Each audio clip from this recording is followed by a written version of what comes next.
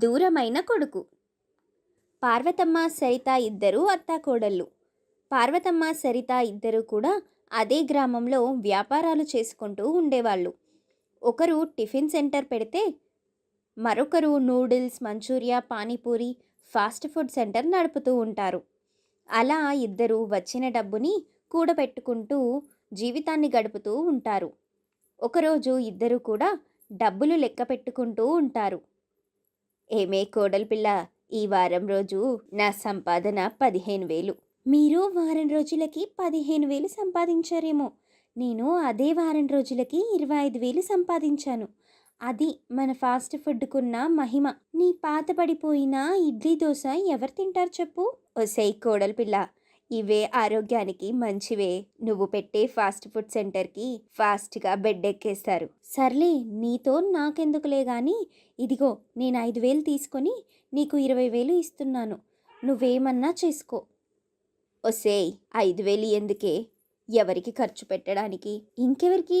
నా బంగారు అత్తకి పట్టు చీరలు కొనడానికి అంటూ అక్కడి నుంచి పరిగెడుతుంది. పార్వతమ్మ కేకలు వేస్తూ, ఒసేయ్ సరిత, నువ్వలాంటి పనులేమీ చెయ్యకు. నాకు పట్టు చీరలు వద్దు, ఏమీ వద్దు.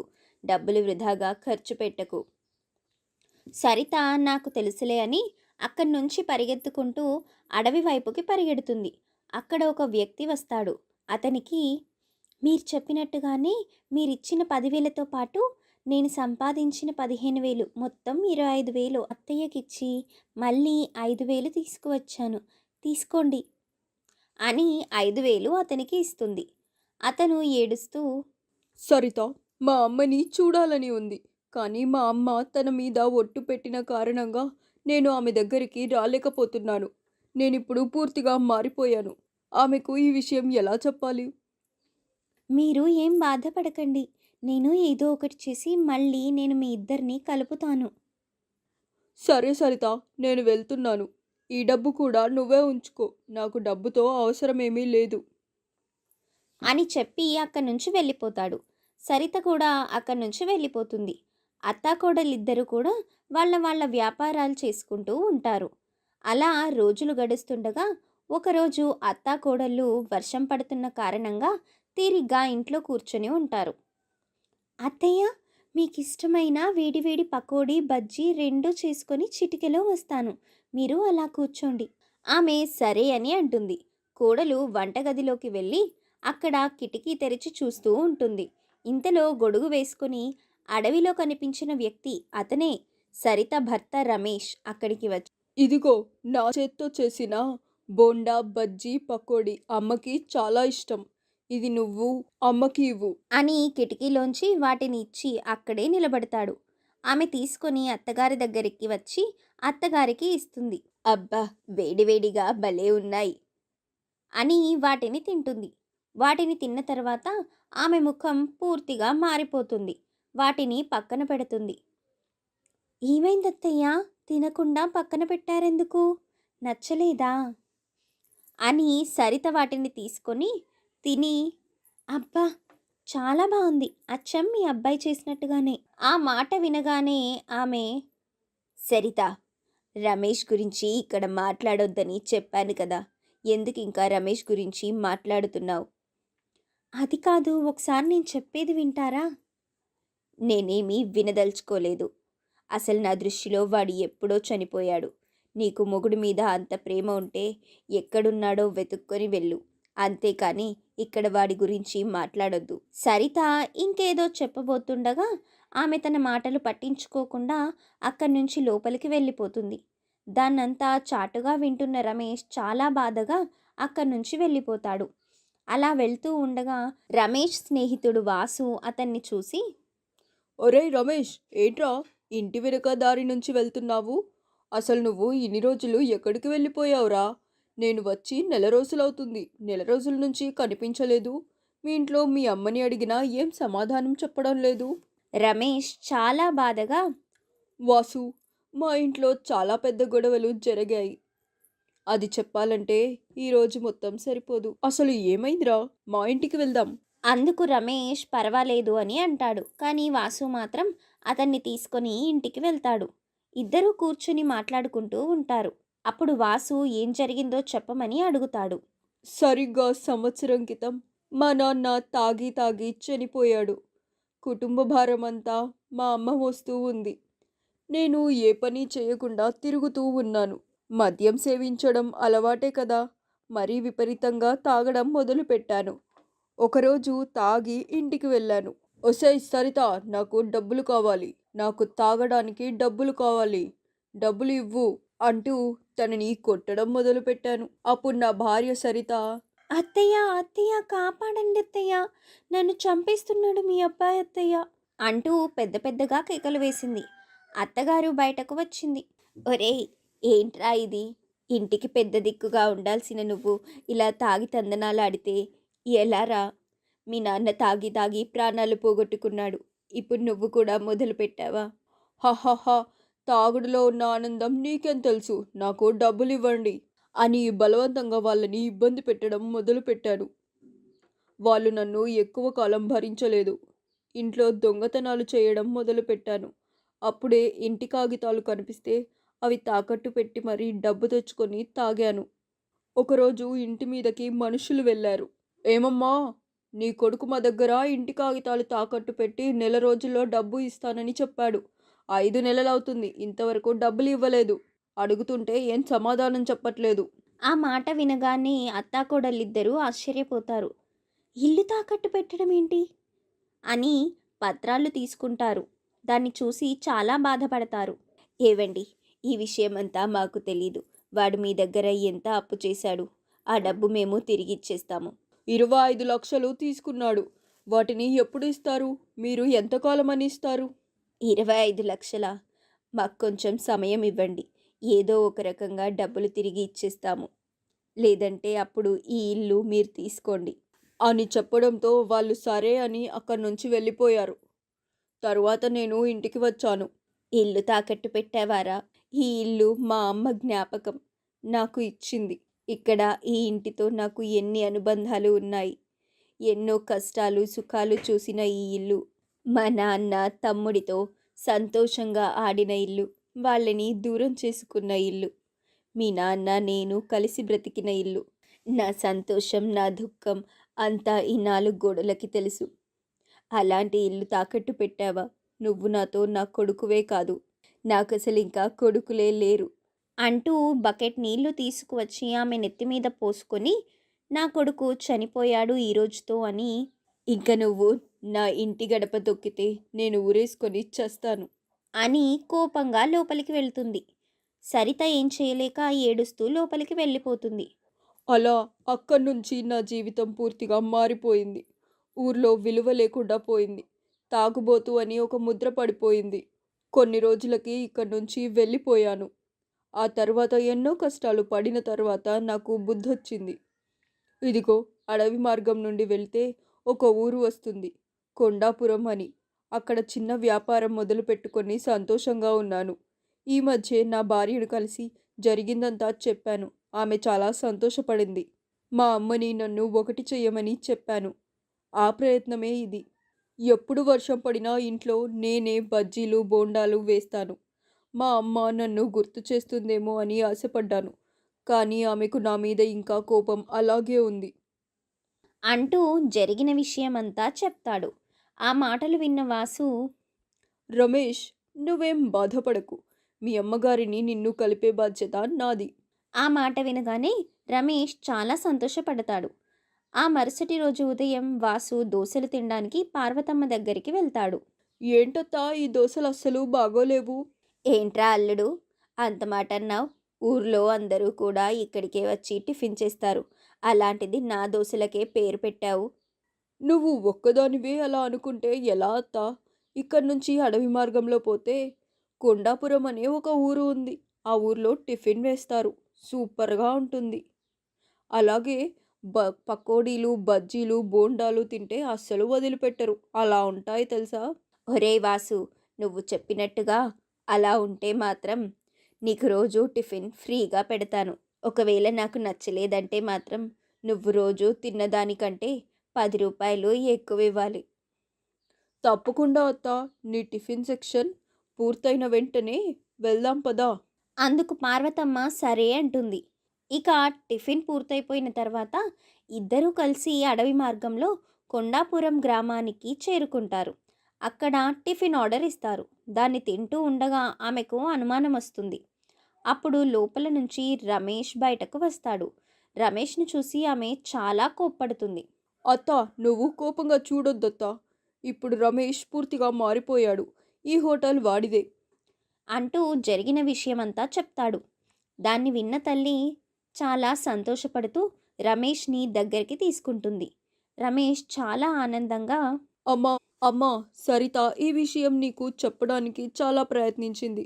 కానీ నా ఊసు ఎత్తితేనే నువ్వు కోపం చూపిస్తున్నావు. అందుకే వాసు ఇలా చేశాడు. మనిద్దరినీ కలిపాడు. అంటూ జరిగిన విషయం చెప్పి సంతోషపడతాడు. వాళ్ళిద్దరూ కూడా వాసుకి చాలా చాలా కృతజ్ఞతలు అని చెప్పి తల్లి బిడ్డల్ని ఒకటి చేసినందుకు కృతజ్ఞతలు చెప్పుకుంటారు. ఇక అందరూ కలిసి వాళ్ళ వాళ్ళ వ్యాపారాలు చేసుకుంటూ ఆ ఇంటి మీద ఉన్న అప్పుని తీర్చేసి సంతోషంగా బ్రతుకుతారు. ఎద్దులుగా మారిన కోడళ్ళు. బలరామయ్య పార్వతమ్మ దంపతులకు ఇద్దరు కొడుకులు, రమేష్, వాసు. ఇద్దరూ కూడా వ్యవసాయ పనులు చేస్తూ ఉంటారు. బలరామయ్యకు ఎద్దులంటే చాలా ఇష్టం. అందుకే రాముడు, భీముడు అని 2 ఎడ్లని పెంచుతూ ఉంటాడు. కన్నబిడ్డలతో సమానంగా వాటిని చూసుకుంటూ ఉంటాడు. ఆ ఎద్దులు పొలం పనుల్లోనూ అలాగే ఎద్దుల పందాల్లోనూ మొదటి స్థానంలో ఉంటాయి. రోజులు గడుస్తూ ఉండగా ఇద్దరు కొడుకులు పెళ్ళిళ్ళు చేస్తారు. రమేష్ భార్య పేరు సరిత, వాసు భార్య పేరు కవిత.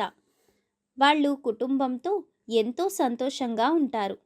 అలా రోజులు గడుస్తుండగా బలరామయ్య భార్య పార్వతమ్మతో, ఏమే, రేపు ఎడ్ల పందాలున్నాయి. ఎడ్లను శుభ్రం చేసి అలా గుడివైపు తిప్పుకొని వద్దాం, వస్తావా? వస్తానండి, ఎందుకు రాను.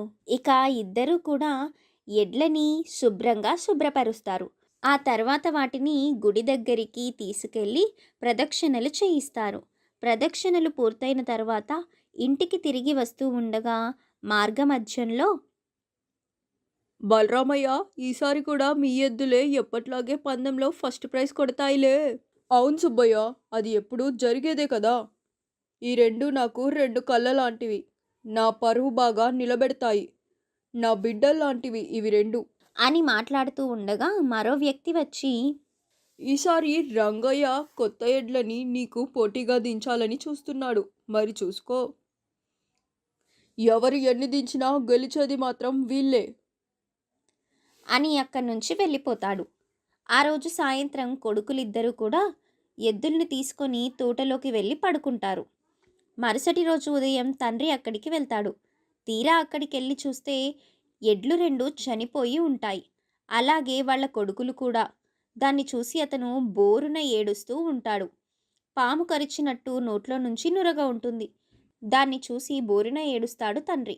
ఇది ఎవరో కావాలని చేశారు. నా కొడుకులిద్దరినీ కొడుకుల్లాగా చూసుకుంటున్న నా ఎడ్లని చంపేశారు. మీకేం అన్యాయం చేశాన్రా? అంటూ ఏడుస్తాడు. విషయం తెలుసుకున్న వాళ్ళ భార్యలిద్దరూ అలాగే తల్లి కూడా అక్కడికి చేరుకుంటారు. దృశ్యాన్ని చూసి బోరున ఏడుస్తూ ఉంటారు. అన్యాయంగా మా భర్తల్ని చంపేశారు. వాళ్ళు మీకు ఏం పాపం చేశారు? మా ఉసురు ఊరికే పోదు, ఇంతకింత అనుభవిస్తారు అంటూ ఏడుస్తూ చాలా ఏడుస్తారు. తదుపరి కార్యక్రమం అంతా పూర్తయిపోతుంది. ఊర్లో వాళ్ళందరూ కూడా, ఎవరో బలరామయ్య అంటే గిట్టని వాళ్ళు ఇదంతా చేశారు. రామయ్యే ఇదంతా చేసి ఉంటాడు. ఇద్దరు కొడుకుల్లాంటి 2 ఎడ్లు పోగొట్టుకున్న బలరామయ్య బాధతో మంచాన పడతాడు. సరిగ్గా వారం తిరిగేలోపే అతను కూడా మరణిస్తాడు. 3 మగవాళ్ళు ఒకేసారి చనిపోవడంతో మగదిక్కులేని సంసారంగా మారిపోవడం వాళ్ళు ఎంతగానో బాధపడతారు. వాళ్ళని చూసి చుట్టుపక్కల వాళ్ళు జాలిపడతారు. తదుపరి కార్యక్రమాలన్నీ పూర్తయిపోయిన తర్వాత అత్తగారు వచ్చి, చూడండమ్మా, ఇంటికి మగదిక్కు లేకపోతే ఈ సమాజం ఎవరిని ఎలా చూస్తుందో నాకు బాగా తెలుసు. మనం జాలిపడే పరిస్థితుల్లో లేము అని వాళ్ళకి తెలిసేలాగా చెప్పాలి. మన తల్లిని మనమే సంపాదించుకోవాలి. మన కాళ్ళ మీద మనమే నిలబడాలి. పొలం దున్నడానికి నేను సిద్ధంగా ఉన్నాను. మీరు సిద్ధంగా ఉన్నారా? అందుకు వాళ్ళు కూడా మేము సిద్ధంగా ఉన్నామని అంటారు. కోడళ్ళిద్దరూ ఎద్దుల్లాగా కష్టపడి పనిచేస్తూ ఉంటారు. దాన్ని చూసి చుట్టుపక్కల వాళ్ళే ముక్కున వేలేసుకుంటారు. అత్తాకోడళ్ళు ముగ్గురు కష్టపడి పొలం పనులు చేసుకుంటూ అలా ముందుకు సాగుతూ ఉంటారు. అప్పుడు పెద్ద కోడలు సరిత, అత్తయ్య, ఖచ్చితంగా వీళ్ళు చనిపోవడానికి కారణం పాము కాదని నాకు బాగా తెలుసు. ఇది ఎవరు చేశారో కూడా జనాలందరికీ తెలుసు. కానీ మనం ఎందుకు నిజం తెలిసి కూడా ఊరికే కూర్చోవాలి? అన్నిటికీ సమయం వస్తుందమ్మా. ఆ సమయం వచ్చేంత వరకు మనం ఎదురు చూడాలి అంతే. ఇక రోజులు గడుస్తున్నాయి. అందరికంటే పొలం అత్తాకోడళ్ళు ఎక్కువగా పండిస్తారు. ఊర్లో అందరూ కూడా వాళ్ళ గురించే చెప్పుకుంటూ ఉంటారు. అప్పుడు రంగయ్య పనివాడు అయిన సుబ్బయ్య మాట్లాడుతూ, అయ్యగారు, ఊర్లో అందరూ కూడా బలరామయ్య కుటుంబాన్ని నాశనం చేశారని చెప్పుకుంటున్నారు.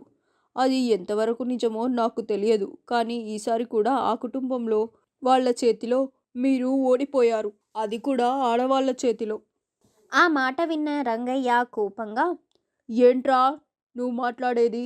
అవునండయ్యా, ఈసారి అత్తాకోడళ్ళు పంట బీభత్సంగా పండించారంట.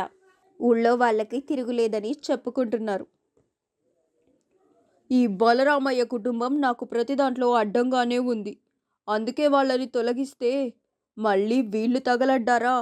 ఊర్లో అందరికన్నా నేనే గొప్పవాణ్ణి కావాలనేది ఈ కుటుంబం బ్రతికి ఉండగా జరగదనుకుంటా. ఆ మాటలు విన్న పనివాడు చాలా ఆశ్చర్యపోతూ, అంటే అయ్యా, ఊర్లో అందరూ అనుకుంటున్నది నిజమే అన్నమాట. రంగయ్య పెద్దగా నవ్వుతూ, ఆ రోజు ఏం జరిగిందో తెలుసా నీకు? హహహా. అంటూ జరిగిన విషయం చెప్తూ ఉంటాడు. ఎద్దుల దగ్గర నిద్రపోతున్న రమేష్, వాసుల దగ్గరికి రంగయ్య వచ్చాడు. ఒరేయ్ రమేషు, వాసు, లేవండిరా, ఒకసారి మీతో మాట్లాడాలి. ఏంటి రంగయ్య మామ, ఇంత రాత్రి వేళ వచ్చావు? ఏంటి సంగతి? సంగతేముందిరా, ఊర్లో మీ నాన్నకి ఒక మంచి పేరుంది. ఎప్పుడు మంచి పేరు మీ నాన్నే పొందుతాడు. సహాయం చేయడంలోనూ మీ నాన్నే ముందు. ఏ పందాలు పెట్టినా మీదే పై చేయి. ఆ మాటలు విన్న వాళ్ళు, ఇప్పుడు ఏం చెప్పడానికి వచ్చావో సరిగ్గా సూటిగా చెప్పు మామ. మీరు ఏం చేస్తారో నాకు తెలియదురా. మీ ఎద్దులైతే రేపు పందెంలోకి రాకూడదు. అందుకు వాళ్ళిద్దరూ గొడవకు దిగుతారు. మీరు నా మాట వినరని నాకు తెలుసురా. అందుకే నా జాగ్రత్తలో నేనున్నాను అని నవ్వుతూ వాళ్ళ చేతిలో ఉన్న పొడిని వాళ్ళ మీద చల్లుతాడు. వాళ్ళు నురుగ కక్కుకుంటూ అక్కడికక్కడే మరణిస్తారు. ఆ తర్వాత ఎద్దుల మీద కూడా చల్లుతాడు. ఎద్దులు కూడా అక్కడికక్కడే కుప్పకూలిపోయి చనిపోతాయి. ఆ విషయమంతా విన్న పనివాడు చాలా ఆశ్చర్యపోతాడు. ఒరేయ్ సుబ్బయ్య, తెలుసుకున్న వాళ్ళెవరూ కూడా బ్రతికుండకూడదురా అని అంటాడు. అతను చాలా భయపడుతూ, వద్దయ్య గారు, నేను ఈ విషయం ఎవరికి చెప్పను. ఆ మాట వినగానే అతను, తప్పదురా సుబ్బయ్య అంటూ అతని మీద మందుని చల్లడంతో అక్కడికక్కడే అతను కూడా మరణిస్తాడు. ఇక అతన్ని కూడా పాము కరిచిందని అనుకుంటారు. రోజులు గడుస్తున్నాయి. పంట పూర్తయిన తర్వాత వడ్ల బస్తాలు లెక్కింపు సమయానికి అందరికంటే ఎక్కువ పంట పండించింది అత్తాకోడళ్ళే అని తెలుస్తుంది. రంగయ్యకు తల తీసేసినట్టు అవుతుంది. ఇక అత్తాకోడళ్ళని అడ్డు ఎలా తొలగించుకోవాలో అర్థం కాక సతమతమవుతూ ఉంటాడు. వాళ్ళు కూడా పాము కరిచినట్టు చనిపోతే అతని మీదకి అందరూ అనుమానం పెరిగిపోతుంది. అందరూ అతన్ని ఏమన్నా చేస్తారేమో అన్న ఉద్దేశంతో ఏం చేయాలో అర్థం కాక ఆలోచిస్తూ ఉంటాడు. 2 రోజుల తర్వాత పంట బాగా పండినందుకు అందరూ కూడా వసంతోత్సవం జరుపుకుంటూ ఉంటారు. అప్పుడు రంగయ్య, అందరూ కూడా బయట ఉన్నారు.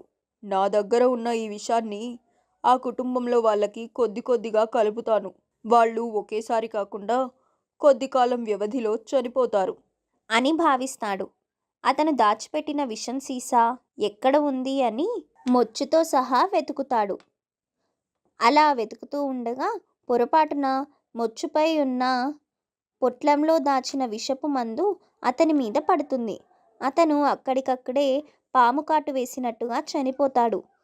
తను తీసుకున్న గుంతలో తానే పడ్డట్టు అంతమంది చావుకు కారణమైన అతను చనిపోయినందుకు ఊరు వాళ్ళు ఏమాత్రం బాధపడరు. అతని పక్కనే ఉన్న మందు పొట్లాన్ని గమనించి అందరి చావుకి కారణం ఇతనే అని అతన్ని తిట్టుకుంటూ అతని ఖననం చేస్తారు. వినాశకాలే విపరీత బుద్ధి అని తను తీసిన గుంటలో తానే పడ్డాడు రంగయ్య. తోడికోడళ్ళు. గుండమ్మకి 2 కొడుకులు, సురేష్, అర్జున్. వాళ్ళిద్దరికీ ఒకేసారి పెళ్లి చేయాలన్నది ఆమె కోరిక. సంబంధాల కోసం చూస్తున్న సమయంలో వాళ్ళకి మంచి సంబంధాలు దొరికాయి. వెనక ముందు ఏమీ ఆలోచించకుండా గుండమ్మ వాళ్ళిద్దరికీ పెళ్ళిళ్ళు చేస్తుంది. తులసి భర్త సురేష్, మమత భర్త అర్జున్. కొత్తగా పెళ్లి కావడంతో జంటగా వాళ్లకు నచ్చిన చోటికి హనీమూన్కి వెళ్ళిపోతారు. నెల రోజుల తర్వాత సురేష్, తులసి ఇద్దరూ కూడా ఇంటికి వస్తారు. ఇంటికి వచ్చిన వాళ్ళతో గుండమ్మ అక్కడే ఆగండి వస్తున్నాను అని లోపలికి వెళ్ళి హడావిడిగా హారతి పళ్ళెం తీసుకొని బయటకు వస్తుంది. ఇరుగు దిష్టి, పొరుగు దిష్టి, నా దిష్టి, లోకంలో వాళ్ళ అందరి దిష్టి పోవాలి, కుడికాలు లోపల పెట్టి రండి అని చెప్పి తను ఆ నీటిని బయటపడేసి వస్తుంది. భార్యాభర్తలిద్దరూ కూడా తీరికగా కూర్చొని ఉంటారు. ఇంతలో అర్జున్, మమత కూడా రావడంతో అత్తగారు వాళ్ళకి హారతిచ్చి లోపలికి స్వాగతం పలుకుతుంది. కొత్త కోడళ్ళిద్దరూ రావడంతో గుండమ్మ ముఖం చంద్రబింబంలాగా వెలిగిపోతూ ఉంటుంది. రోజులు గడుస్తున్నాయి. మమత తులసి కంటే తక్కువ కట్నం తెచ్చింది అని అత్తగారు ఎక్కడ తనని చిన్నచూపు చూస్తారో అన్న భయంతో ఎలా అయినా సరే అత్తగారిని తన బుట్టలో వేసుకోవాలని మమత ఆలోచిస్తూ ఉంటుంది. రోజులు గడుస్తున్నాయి. ఒకరోజు ఉదయం మమత అందరికంటే ముందు నిద్రలేచి వాకిట్లో ముగ్గు వేద్దామని బయటకు వచ్చి చూస్తుంది. తనకంటే ముందు లేచిన తులసి ఇంటి ముందు ముగ్గు వేస్తూ కనబడుతుంది. మమత మనసులో, అమ్మో, పెద్ద కోడలు నాకంటే ముందు లేచి ముగ్గు వేస్తుంది. అత్తగారు ఇంత అందమైన ముగ్గు చూసి ఎవరు వేశారని అడిగితే నేనే వేశానని తిప్పుకుంటూ చెప్తుందేమో. అందుకే నేనొక పని చేస్తాను అని అనుకుని హడావిడిగా ఒక బకెట్ నిండా నీళ్లు తీసుకొచ్చి ముగ్గు మీద పోస్తుంది. మమత, నీకేమన్నా పిచ్చి పట్టిందా? ముగ్గెందుకు ఇలా చేశావు అని తులసి పెద్దగా అరుస్తూ ఉండగా లోపల ఉన్న అత్తగారు బయటకి వచ్చి, అయ్యయ్యో, ఏమైంది? నేను చాలా కష్టపడి ఎంత పెద్ద ముగ్గు వేస్తే ఎవరిలా చేశారు? మమత బాధపడుతూ మనసులో, అయ్యో, ఇది అత్తగారు వేసిన ముగ్గా? నేను తులసి వేసిందేమో అనుకున్నాను కదా, ఇప్పుడు ఎలా అనుకుంటూ కంగారు పడుతూ ఉండగా, అత్తయ్య, శుక్రవారం కదా, అందుకని ఈ ముగ్గు వెయ్యకూడదంట. ఇప్పుడే మమత చెప్పి దీన్నంతా శుభ్రం చేస్తుంది. తను అందమైన ముగ్గు వేస్తుందట. ఆ ముగ్గుతో లక్ష్మీదేవి మన ఇంట్లో కొలువుంటుందట. అందుకే ఇలా చేసింది. మమత, నువ్వు నాకు మంచి కోడలివి. తులసి, నువ్వు కూడా మమత దగ్గరే నేర్చుకో అంటూ లోపలికి వెళ్తుంది. తులసి ఒక చిన్న నవ్వు నవ్వి, మమత, నీకు నచ్చిన ముగ్గు వేసుకో అని ముగ్గు గిన్నెని చేతిలో పెట్టి వెళ్ళిపోతుంది. మమత సర్లే కాని అంటూ తనకు తానుగా మరో ముగ్గు వేసి లోపలికి వెళ్తుంది. కొంత సమయం తర్వాత అత్తగారు బయటకి వచ్చి చూస్తారు. ఆ ముగ్గు చాలా చెండాలంగా ఉండడంతో అత్తగారికి చాలా కోపం వచ్చి, మమత, మమత, ఇలా రా అని పిలుస్తుంది. మమత హడావిడిగా బయటకు వస్తుంది. ఏంటి ఆ ముగ్గు వేయడం? ఎంత చెండాలంగా వేశావు! ఎవరైనా చూస్తే నవ్విపోతారు మమత. నీకు ముగ్గు వేయడం రాకపోతే వదిలేస్తే బాగుండేది కదా. ఇంతలో తులసి వచ్చి, అత్తయ్య, ఆ ముగ్గు మమత వేయలేదు, నేనే వేశాను. మమత చెప్పిన ముగ్గు నాకు సరిగ్గా రాకపోవడంతో ఇది వేయాల్సి వచ్చింది. ఏంటమ్మా తులసి, నువ్వు నాకు డబల్ పనులు పెడుతున్నారు. సర్లే, ముగ్గు నేనే వేస్తాను. మీరు వంటగదిలోకి వెళ్ళండి. పొయ్యి మీద కూర, అన్నం పెట్టాను, చూసుకోండి. వాళ్ళిద్దరూ సరే అని వంటగదిలోకి వెళ్తారు. ఇద్దరూ వంటలు చేస్తూ ఉంటారు. అబ్బా, అత్తగారు పప్పుచారు చాలా బాగా చేశారు. మమత, ఇందులోకి టమాటా పచ్చడి, నెయ్యి వేసుకొని తింటే చాలా బాగుంటుంది. నేను టమాటా పచ్చడి సిద్ధం చేస్తాను. సరే అక్క, నువ్వు టమాటా పచ్చడి తయారు చెయ్యు, నేను కాకరకాయ వేపుడు చేస్తాను అని అంటుంది. అందుకు తులసి సరే అంటుంది. ఇద్దరూ కూడా హడావిడిగా వంటలు చేస్తారు. మమత చేసిన వంట నల్లగా మాడిపోతుంది. పైగా వంటగది మొత్తం పొగలు కమ్ముకొని పోతాయి. ఇంట్లో ఉన్న వాళ్ళందరూ దగ్గుతూ ఉంటారు. అప్పుడు రంగయ్య, ఏంటమ్మా, పొయ్యి మీద ఏం పెట్టారు? ఇంత దగ్గు వస్తుంది. అని దగ్గుతూ ఉంటాడు. సురేష్, తులసి, వంటగదిలోనే ఉన్నావా? ఏం పెట్టావు పొయ్యి మీద? ఇంత ఘోరంగా దగ్గు తెప్పించేలాగా ఉన్నాయి. అప్పుడు తులసి, కాకరకాయలన్నీ మాడిపోయాయండి, నేనే చూసుకోలేదు. గుండమ్మ అక్కడికి వెళ్ళి, అబ్బబ్బా, ఏంటి తులసి నువ్వు? మీ ఇంట్లో వాళ్ళు నీకు వంట పని ఇంటి పని బాగా వచ్చు అని చెప్పారు. మరి నువ్వేంటి ఇలా చేస్తున్నావు? కొంచెం కంగారులో అలా అయిపోయిందత్తయ్యా. అమ్మా మమత, నువ్వు చూసుకో. తులసి, నువ్వెళ్ళి ఇల్లు శుభ్రం చేసేయి అని తులసిని పంపించేస్తుంది. తులసి ఇంటి పని మొత్తం చూసుకుంటుంది. ఇక ఇంట్లో ఉన్న వాళ్ళందరికీ భోజనాలు సిద్ధమవుతాయి. అందరూ త్వరగా వెళ్ళి తలస్నానాలు చేయండి, పూజ చేసుకొని భోజనం చేద్దాం. అందరూ సరే అని తలస్నానం చేసి వస్తారు. పూజ చేసే సమయానికి గుండమ్మ, అమ్మాయిలు, కోడళ్ళు, నేను అసలు సంగతే మర్చిపోయాను. మీరు త్వరగా పెరట్లోకి వెళ్ళి పువ్వులు కోసుకొచ్చి మాల గుచ్చండి అని అంటుంది. ఇక వాళ్ళు హడావిడిగా పెరట్లోకి వెళ్ళి పువ్వులు కోసుకొని వస్తారు. ఇద్దరూ కలిసి పువ్వులు గుచ్చుతూ ఉంటారు. మమత ఆ పని కూడా సరిగ్గా చెయ్యదు. అప్పుడు కూడా తులసి ఏదో ఒకటి చెప్తుంది అత్తగారికి. ప్రతి పనిలోనూ తులసి తల మీద నిందలు వేసుకుంటుంది. ఇక పూజ అయిపోయిన తర్వాత భోజనం చేస్తున్న సమయంలో మమత వంట బాగా చేసిందని అందరూ మెచ్చుకుంటారు. కానీ నిజానికి వంట చేసింది తులసి.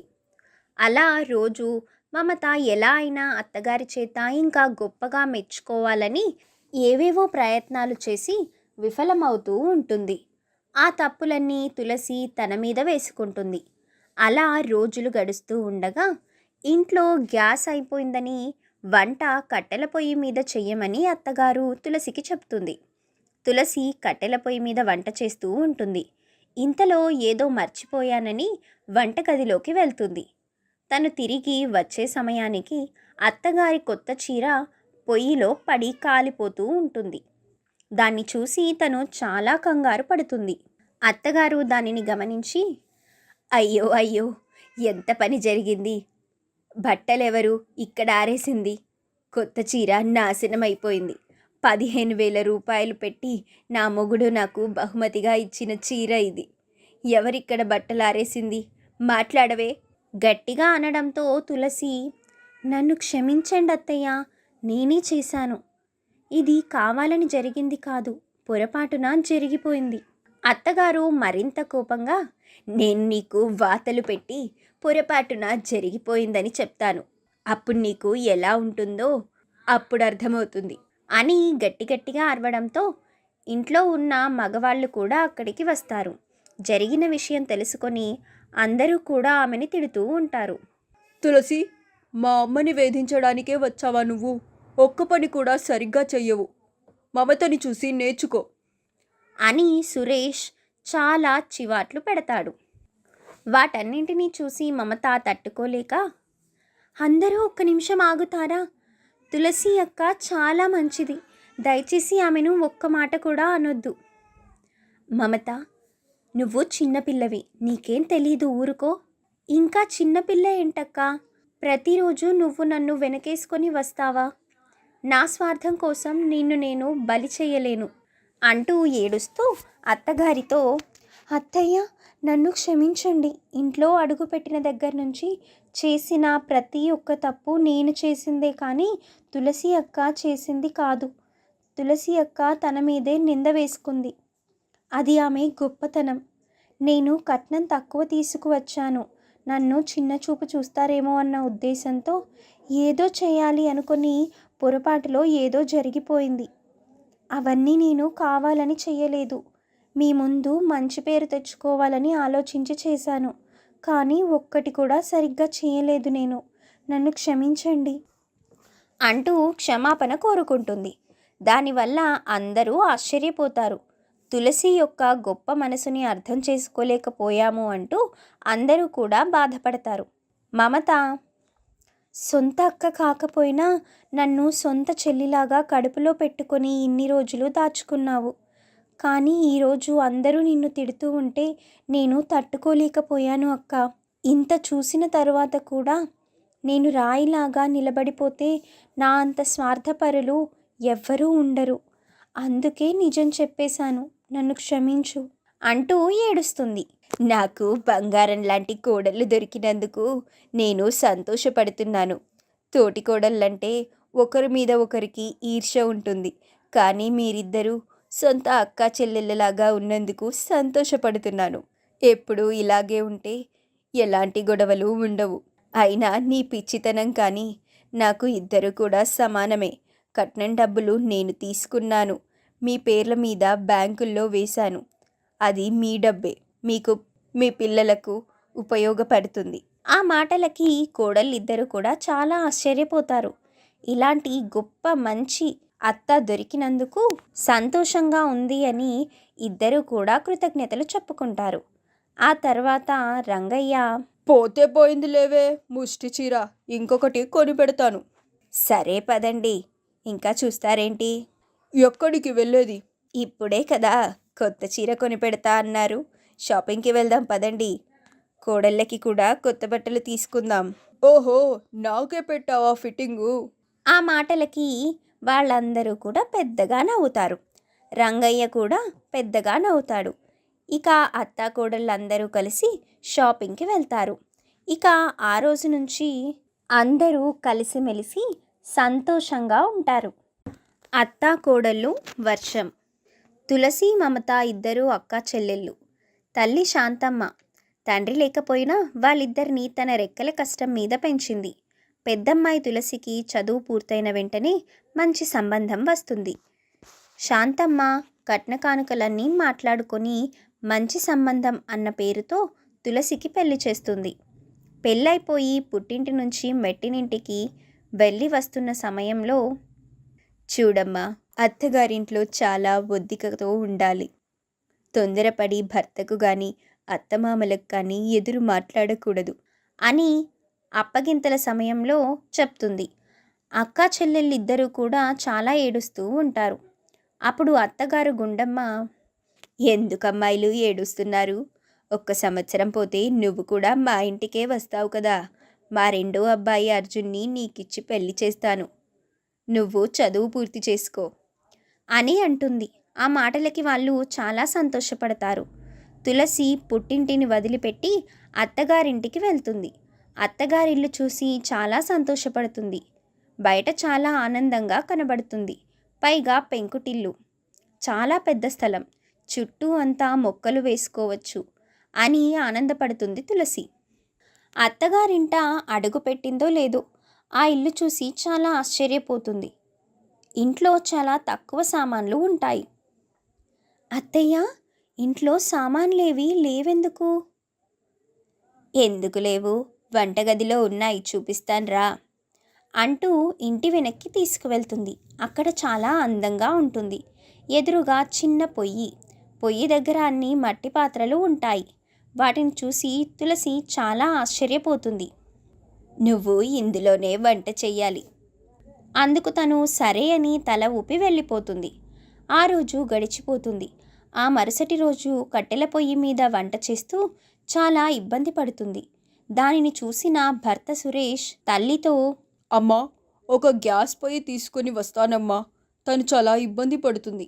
ఏంటి బాబు, ఇన్ని సంవత్సరాల నుంచి నా మీద ఇలాంటి ప్రేమ రాలేదా? నేను కష్టపడితే అందరూ బాగానే చూశారు కదా. అయినా గ్యాస్ మీద తినడం అంత మంచిది కాదు. అందుకే కట్టెల పొయ్యి మీదే వండుకొని తినాలి. సురేష్ ఆ మాటలకి ఏం మాట్లాడాలో అర్థం కాక అక్కడి నుంచి వెళ్ళిపోతాడు. తులసి మట్టి పాత్రలో వంట చేయలేక చాలా ఇబ్బంది పడుతూ ఉంటుంది. తనకి కట్టెల పొయ్యి మీద వంట చేయడం సరిగ్గా రాక మట్టి పాత్ర పగిలిపోతుంది. అందులో ఉన్న అన్నం మొత్తం పొయ్యిలో పడిపోతుంది. ఆ శబ్దం విని అక్కడికి వచ్చిన అత్త, వసేయ్, నా పెళ్ళైన దగ్గర నుంచి వాడుతున్న మట్టి పాత్ర పగలగొట్టావు కదే. తులసి చాలా కంగారు పడుతూ ఉంటుంది. అత్తగారు కొత్త కోడల్ని తిట్టిన తిట్టు తిట్టకుండా తిట్టడంతో తను చాలా భయపడిపోతుంది. అలాగే రోజులు గడుస్తున్నాయి. తులసి చాలా జాగ్రత్తగా ఇంట్లో మసులుతూ ఉంటుంది. అలా ఉండగా వర్షాకాలం మొదలవుతుంది. బయట జోరుగా వర్షం పడుతున్నప్పుడు తులసి, అత్తయ్య, బయట వంట చేయడానికి పొయ్యి మొత్తం తడిచిపోయింది, ఏం చెయ్యాలి? మరేం పర్వాలేదు, గొడుగు వేసుకొని వెళ్ళి వంట చెయ్యి. పొయ్యి సెగ తగిలింది అంటే మంట అదే మండుతుంది. ఆ మాటలకి తులసికి కొంచెం బాధ వేసి గొడుగుని తీసుకొని వెళ్ళి వంట చేస్తూ ఉంటుంది. అత్తగారు తన ఎదురుగా కూర్చుని తన వైపే చూస్తూ ఉంటుంది. ఇంతలో రంగయ్య, గుండమ్మ, అందరికీ వేడివేడి బజ్జీ అలాగే టీ పార్సల్ చేసుకొని తీసుకొచ్చాను. అందరం సరదాగా కూర్చొని తిని తాగుదాం రండి. అంటూ అక్కడికి వస్తాడు. ఎదురుగా కూడల్ని చూసి, ఏంటమ్మా, వర్షంలో అలా గొడుగు వేసుకొని వంట ఎవరు చేయమన్నారు నిన్ను? నేను అదే చెప్పాను, ఎందుకమ్మా నీకు ఈ కష్టమని. వెంటనే రా, మనందరం కడుపు మార్చుకొని ఉండాలో అని కోడలు భయపడి వద్దంటున్నా ఇలా కష్టపడుతుంది పాపం. చాలా మంచి కోడలు దొరికిందండి మనకి. సరే అమ్మా తులసి, తర్వాత నువ్వు వంట చేసుకో. ముందు ఈ బజ్జీ తిని టీ తాగుదువు గాని రా.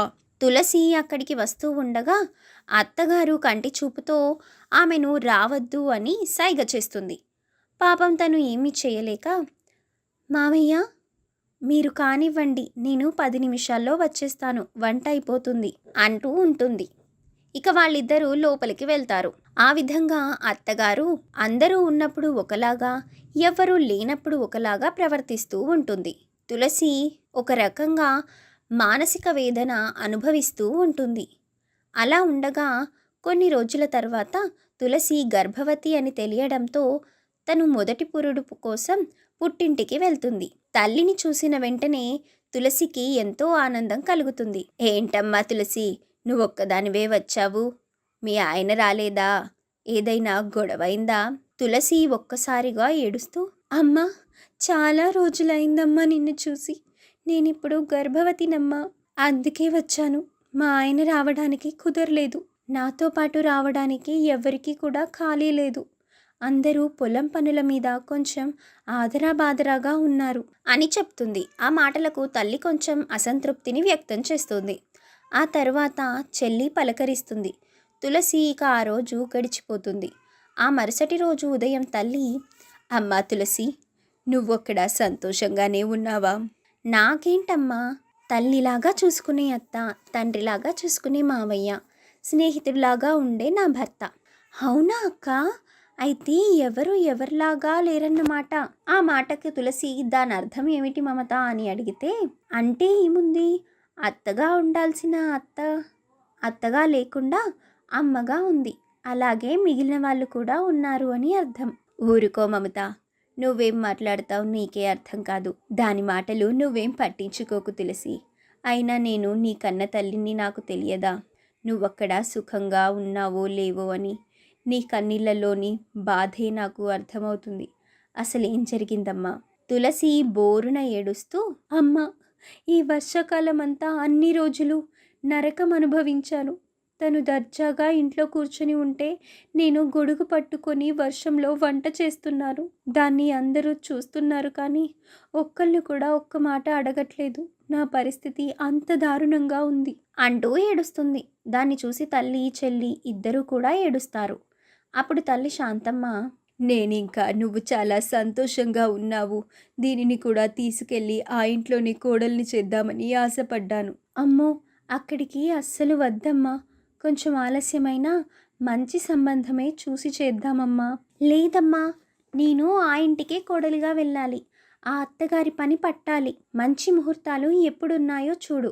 నెల రోజుల్లో పరీక్షలు కూడా పూర్తయిపోతాయి. పెళ్లి చేసుకొని వెళ్తాను. ఆ మాటలకి తల్లి తులసి ఇద్దరూ ఆశ్చర్యపోతారు. ఇప్పటికిప్పుడు పెళ్ళేంటమ్మా, నీకేమైనా మతిపోయిందా అంటూ చివాట్లు పెడతారు. తను మాత్రం వాళ్ళ మాటలు పట్టించుకోకుండా చూస్తుండగానే మమత పరీక్షలు పూర్తయిపోతాయి. వాళ్ళ అమ్మని చాలా ఇబ్బంది పెట్టి సంబంధం గురించి మాట్లాడమని గుండమ్మ దగ్గరికి పంపిస్తుంది. అప్పుడు గుండమ్మ, చదువు అయిపోగానే పెళ్లి చేయాలనుకుంటున్నారు, మంచి పని అని తనతో చెబుతూనే మనసులో, ఆ 2 ఎకరాల పొలం మొత్తం మనకే వస్తుంది. అందుకే దాన్ని కూడా కోడల్ని చేసుకుంటా అని చెప్పాను. ఇద్దరూ ఆ మూలన పడి ఉంటారు అని అనుకొని ముహూర్తాలు ఎప్పుడు పెట్టుకుందాం అని అడుగుతుంది. ఇక చూస్తూ ఉండగానే పెళ్లి కూడా జరిగిపోతుంది. మమత అత్తగారి ఇంటికి వెళ్తుంది. అత్తగారు అప్పుడే తనను ఇబ్బంది పెట్టకుండా వారం రోజులు కొంచెం తన ప్రవర్తన గురించి ఆలోచిస్తూనే ఉంటుంది. ఒకరోజు ఉదయం ఏ పని చెయ్యకుండా మమత నిద్రపోతూ ఉంటుంది. దాన్ని చూసిన గుండమ్మ, "ఒసేయ్ గాడిద, పైకి లేవే, గాడిదలాగా నిద్రపోతున్నావు, పైకి లే" అని అంటుంది. ఆమె అసలు ఎంత పిలిచినా కూడా నిద్రలేవదు. "నిద్రపోతున్నట్టు నటిస్తున్నావు కదా, నీ పని చెప్తా" అంటూ ఒక కర్ర తీసుకొని వచ్చి ఆమెను ఒక దెబ్బ కొడుతుంది. అంతే. మమత ఒక్కసారిగా లేచి ఆ కర్ర లాక్కొని చెడామెడా అత్తగారిని కొడుతుంది. అత్తగారు పెద్ద పెద్దగా కేకలు వేస్తూ ఉండడంతో వెంటనే ఆ కర్రని అత్తగారి చేతికి ఇచ్చి మమత పెద్దగా అరవడం మొదలు పెడుతుంది. "అత్తయ్య, ఏంటత్తయ్య నన్ను కొడుతున్నారు? అయ్యయ్యో, నన్ను కొట్టకండి, నేను టీ తీసుకొస్తానన్నందుకు ఎందుకు కొడుతున్నారు?" అంటూ మరింత పెద్దగా కేకలు వేస్తుంది. గుండమ్మ అయోమయంగా దాన్ని చూస్తూ ఉంటుంది. అక్కడికి సురేష్, అర్జున్, రంగయ్య ముగ్గురు వస్తారు. ఏం జరిగింది అని ఆమెను ప్రశ్నిస్తారు. గుండమ్మ ఏదో చెప్పబోతుండగా మమత, "ఏంటో మావయ్య, అత్తయ్య గారికి పిచ్చి పట్టిందా లేక దయ్యం పట్టిందా అర్థం కావడం లేదు. కాఫీ తీసుకొస్తానత్తయ్య అని అన్నాను. అంతే, బయట ఉన్న నన్ను రూమ్లోకి తీసుకొచ్చి ఇష్టం వచ్చినట్టుగా కొడుతుంది." దాన్ని విని వాళ్ళు చాలా ఆశ్చర్యపోతారు. గుండమ్మ, "అ, అది కాదండి." అని ఏదో చెప్పబోతుండగా, "అంతేకాదు మామయ్య, మా అక్కని చాలా హింస పెట్టిందంట. వర్షంలో భోజనం తయారు చేయించడం అంటే చాలా ఇష్టమని చెప్పింది." ఈ మాటలు, ఈ చేష్టలు చూస్తుంటే నిజంగా నాకెందుకో అత్తగారికి దయ్యం పట్టినట్టుగా అనిపిస్తుంది. ఆ మాటలు విని వాళ్ళు నిజమే అని అంటారు. ఇక ఆమెను అక్కడే కట్టేసి హడావిడిగా ఒక భూత వైద్యుణ్ణి తీసుకొని వస్తారు. భూత వైద్యుడితో సైగ చేసి మమత ముందే ఏదో చెప్తుంది. అతను కూడా సరే అంటాడు. భూమ్ భూమ్ హట్ ఫట్, ఇది మామూలు దయ్యం కాదురా. దీనిని వదిలించాలంటే ఈ కొరడాతో దెబ్బలు కొట్టాలిరా. ఆడదాన్ని నేను కొట్టలేనురా. నువ్వు కొట్టు తల్లి. "అయ్యో, అత్తగారు పెద్దవారు, ఆమెని ఎలా కొడతాను? దయచేసి నన్ను ఆ పని చెయ్యమని మాత్రం చెప్పొద్దు." ఇక అక్కడున్న వాళ్ళందరూ, "మీ అత్తగారి ప్రాణాలు కాపాడాలి అంటే నువ్వది చెయ్యక తప్పదమ్మా" అని బలవంతం చేస్తారు. తను ఇక తప్పదా అంటూ వాళ్లతో, "మీరందరూ బయటకు వెళ్ళండి, మీ కళ్ళ ముందు ఈ ఘోరాన్ని చూడలేరు" అంటూ బయటకు పంపించేస్తుంది. వాళ్ళందరూ బయటకు వెళ్తారు, ఒక్క భూత వైద్యుడు తప్ప. 2 దెబ్బలు కొట్టిందో లేదో. అత్తగారు, "ఒసేయ్ కోడలు పిల్ల, నాకు అర్థమైపోయిందే, నువ్వు నా మీద పగ తీర్చుకోవడానికి నా ఇంటికి వచ్చావని. నీతో కానీ మీ అక్కతో కానీ ఇంకెప్పుడు పెట్టుకోనే తల్లి, నన్ను వదిలేయ్." అది అలా రావాలి దారికి. ఇంకెప్పుడైనా ఏదైనా చేశావంటే నాకు సంగతేంటో అర్థమైంది కదా. "అర్థమైంది, అర్థమైంది" అని అంటుంది. ఆ తర్వాత దయ్యం వదిలింది, పడిపో అని అంటుంది.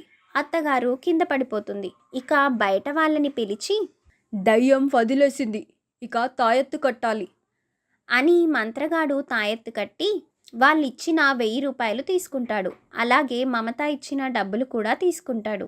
ఇక వాళ్ళందరూ దయ్యం వదిలింది అని సంతోషపడతారు. ఆ రోజు నుంచి అత్తగారు కోడలతో ప్రేమగా మాట్లాడుతుంది. అలాగే అందరూ కలిసి పెద్ద కోడల్ని చూడ్డానికి వెళ్తారు. అక్కడ కూడా చాలా ప్రేమగా అందరినీ పలకరిస్తుంది. ఇక నిజంగానే తను వాళ్ళ మీద ప్రేమ చూపిస్తూ అందరూ కలిసి సంతోషంగా ఉంటారు. కోడలి ఆకుల డ్రెస్. గుండమ్మ వట్టి పిసినారిది. తన పిసినారితనం కారణంగా కోడళ్ళకి కూడా పిసినారితనంగా ఉండడం నేర్పిస్తూ ఉంటుంది. ఆమె పనులకు విసుగెత్తిపోయిన కోడళ్ళు తులసి, మమత ఇద్దరూ ఒకరోజు మాట్లాడుకుంటూ ఉంటారు. "ఏంటి మమత, మన అత్త ఇలా తయారైంది? కేజీ బియ్యం తీసుకొచ్చి ఇంట్లో ఉన్న 6గురికి 3 పూటలా ఉండమని చెప్తుంది. అరకిలో కూరగాయలు తీసుకొచ్చి 2 రోజులు రావాలని చెప్తుంది. అసలు ఈమెతో ఎలా ఉండాలో అర్థం కావడం లేదు. ఏదో ఒకరోజు తిండి లేకుండా మనం చచ్చిపోవడం ఖాయం అక్క. మన మొగుళ్ళు అమ్మ మాట జవదాటరు. వాళ్ళకి ఏం చెప్పాలి? వేరే కాపురం పెడదామంటే పట్టించుకోరు. వీళ్ళకి మనం ఏదో రకంగా బుద్ధి చెప్పాలి మమత. నేనొకటి చెప్తాను, అలా చెయ్యి అని చెవిలో ఏదో గుసగుసలు చెప్తుంది. అందుకు మమత కూడా సరే అని అంటుంది. ఇక వాళ్ళ అత్తగారు ఇంటి లోపలికి వచ్చే సమయానికి తులసి ఆకులతో ఒక డ్రెస్ కుడుతుంది. అత్తగారు రాగానే, అత్తయ్య అత్తయ్య, మీకోసం నేను మంచి డ్రెస్ కుట్టాను, ఇదిగోండి చూడండి ఎంత బాగుందో, ఇక మనం చీరలు కొనాల్సిన అవసరమే లేదు అని డ్రెస్ చూపిస్తుంది. దాన్ని చూసిన గుండమ్మ, ఏంటే ఇది, ఆకులతో డ్రెస్ కుట్టావా? నా తల్లే, ఇలాంటి ప్రయోగాలు ఎప్పుడూ చెయ్యమాకు. అదేంటత్తయ్య అలా మాట్లాడతారు? మీరే కదా ఎప్పుడూ ఆదా చేయాలి, డబ్బు ఖర్చు పెట్టకూడదు అంటుంటారు. ఆకులతో బట్టలు కుట్టుకుంటే డబ్బుల ఖర్చు ఉండదు, వీటిని మళ్ళీ మళ్ళీ వెతికే పని కూడా ఉండదు, శ్రమ తగ్గుతుంది. అలాగే సబ్బులు ఎక్కువ కొనాల్సిన అవసరం కూడా తగ్గుతుంది. ఆ మాటలకు గుండమ్మ కంగారు పడుతుంది. ఒసేయ్ తులసి, నీకేమైనా మతిపోయిందా? మర్యాదగా వెళ్ళు అని కసురుతుంది. ఇంతలో చిన్న కోడలు, ఏంటత్తయ్య అలా మాట్లాడతారు? మీరే కదా ఆదా చేయాలి అంటారు, మీరే వాటిని పాటించకపోతే ఎలా చెప్పండి, వేసుకోండి అని బలవంతం చేస్తారు. అత్తగారు భయంతో, వామ్మో, ఏంటే ఈరోజు నన్ను ఇలా తగులుకున్నారు అంటూ బయటకు పరిగెడుతుంది. ఇంతలో సురేష్ ఆమెకు ఎదురు వచ్చి, అమ్మా, ఏమైంది? కంగారుగా పరిగెడుతున్నావు? ఒరేయ్, ఒక్కసారి లోపలికి వెళ్ళి చూడరా, నీకే అర్థమవుతుంది. అతను ఏంటా అని లోపలికి వెళ్తాడు. గుండమ్మ బయట నుండి చూస్తూ ఉంటుంది. ఎలాంటి శబ్దము సడి లేకపోవడంతో గుండమ్మ చాలా కంగారు పడుతూ, ఏమైంది, చడి చప్పుడు లేకుండా ఉన్నారు అంటూ గుమ్మం దగ్గరకు వెళ్ళి తొంగి చూస్తుంది. ఇంకేముంది, లోపల తులసి సురేష్కి ఆకులని బట్టలుగా చుడుతుంది. దాన్ని చూసిన గుండమ్మ, వామ్మో, వీళ్ళు ఖచ్చితంగా నాకు కూడా ఈ డ్రెస్ పట్టించేలా ఉన్నారు, బయటకు వెళ్తే నా పరువేం కావాలి, ఏం చేయాలరా భగవంతుడా అంటూ బావి దగ్గరికి వెళ్ళి దాక్కుంటుంది. దాన్నంతా గమనిస్తున్న తులసి, మమత, సురేష్లు ఈ రోజుతో ఆమె తిక్క కుదిరింది అని భావిస్తారు. తులసి, మంచి ప్లాన్ వేశారు. మీరు దీన్ని ఇలాగే కొనసాగించండి. ఈ దెబ్బతో మా అమ్మలో మార్పు రావాలి. అందుకు తను సరే అని అంటుంది. ఇక కోడళ్ళిద్దరూ కూడా, అత్తయ్య అత్తయ్య, ఎక్కడున్నారు, రండత్తయ్య, మీరు త్వరగా రండి అంటూ పిలుస్తూ ఉంటారు. గుండమ్మ మరింత భయపడుతుంది. ఇంతలో మామగారు రావడంతో గుండమ్మ వెంటనే తన భర్త రంగయ్య దగ్గరకు వెళ్ళి, ఏవండి, ఈ కోడళ్ళని చూసారా అంటూ జరిగిన విషయం చెప్పడంతో రంగయ్య కొంచెం ఆశ్చర్యంగా కోడలి వైపు చూస్తాడు. కోడళ్ళు అతనికి ఏదో సైగ చేయడంతో రంగయ్య, ఇందులో తప్పేముంది? మేమందరం కూడా రేపటి నుంచి అవే బట్టలు వేసుకుంటాము. నువ్వు కూడా అవే బట్టలు వేసుకో. అందరం కలిసి అడవి మనుషుల్లాగా ఊర్లో తిరుగుదాము. మన కుటుంబానికి పిచ్చి పట్టిందని అందరూ రాళ్ళు వేస్తారు. కుక్కలు మనల్ని తరిమి తరిమి కరుస్తాయి. అప్పుడు నిజంగానే పిచ్చి పడుతుంది. అప్పుడు అందరం తలా ఒక దారిన వెళ్ళిపోదాం అని కోపంగా మాట్లాడతాడు. ఆ మాటలకి గుండమ్మ, ఏంటండి అలా మాట్లాడుతున్నారు? లేకపోతే ఇంకా ఎలా మాట్లాడాలి చెప్పు? ఈ ఇంటికి కోడళ్ళుగా అయినప్పటి నుంచి చూస్తున్నాను. నీ పిసినారిదనంతో నన్ను రోగాల పాలు చేశావు. పిల్లలకి సరైన ఆహారం పెట్టలేకపోయాను నేను. ఇప్పుడు కోడళ్ళని కూడా నాశనం చేస్తున్నావు. నీలాంటి వాళ్ళని ఏమనాలి? ఎందుకలా మాట్లాడుతున్నారు? ఇన్ని రోజుల నుంచి నాతో కాపురం బాగానే చేశారు కదా, అప్పుడు ఇవన్నీ గుర్తుకు రాలేదా? ఎందుకు రాలేదు? నన్నసలు నువ్వు మాట్లాడనిస్తేనే కదా ప్రతిదానికి అలుగుతూ ఉంటావు. ఏ మగాడైనా ఇంకా ఏం చేస్తాడు? నేనివన్నీ చేసింది మన మంచి కోసమే కదా, ఆదా చేయడం వల్లనే కదా మనం ఈరోజు ఇలా ఉన్నాము. ఇంతలో సురేష్, అమ్మా, ఆదా అని నువ్వు అనుకున్నావు. నీ ఆదా పేరుతో మేము ఎంత ఇబ్బంది పడ్డామో మాకు తెలుసు. అలాగే ఇంట్లో అందరికీ షుగర్ వచ్చి అల్లాడిపోతున్నాము. ఇదంతా కేవలం నీ వల్లే. నేనేం చేశాన్రా? ఇంతలో చిన్న కొడుకు అర్జున్ అక్కడికి వస్తుండగా ఏదో గొడవ జరుగుతుంది అని వాళ్ళ వైపు చూస్తాడు. అక్కడ విషయం అర్థం చేసుకొని అతను, అమ్మా, ఇప్పటికైనా మించిపోయిందేమీ లేదు. ఇప్పటికైనా కడుపు నిండా అన్నం తిననివ్వు. మంచి బట్టలు కట్టుకోనివ్వు. అందంగా తయారయ్యనివ్వు. ఈ కొంపని శుభ్రంగా ఉండనివ్వు అని అందరూ ఆమె మీద అరుస్తారు. అందరూ ఒకటై నన్ను ఇలా మాటలంటున్నారా అంటూ గుండమ్మ ఏడుస్తుంది. వాళ్ళందరూ ఏం మాట్లాడకుండా వెళ్ళిపోతారు. గుండమ్మ ఒంటరిగా కూర్చొని ఆలోచిస్తుంది. వాళ్ళందరూ చెప్పింది నిజమే కదా, నేనే పిసినారితనంగా ఉంటున్నానేమో. ఇప్పటి నుంచి నేను మారిపోతాను. ఇక కొట్టుకు వెళ్ళి అక్కడ షావుకారు సీతయ్యతో తనకు కావాల్సిన సరుకులన్నీ తీసుకుంటుంది. అప్పుడు షావుకారు సీతయ్య, ఏంటి రంగమ్మ, ఇవన్నీ ఎవరికి? మీకేనా? కొత్త షాప్ ఏమన్నా పెడుతున్నావా? లేదండి, ఇవన్నీ మా ఇంట్లోకే. నేను ఇక నుంచి ఇలాగే తీసుకువెళ్తాను. ప్రతి నెల కూడా ఇలాగే తీసుకువెళ్తాను. ఇదిగోండి డబ్బులు అని డబ్బులు ఇచ్చి వెళ్తుంది. సీతయ్య కూడా ఆశ్చర్యపోతాడు. సరుకులన్నీ తీసుకొచ్చి ఇంట్లో పెట్టి వాళ్ళతో, నేను నెలకు తగ్గ సరుకులు తీసుకువచ్చాను. ఈ రోజు నుంచి ఎవరు కూడా బాధపడాల్సిన అవసరం లేదు.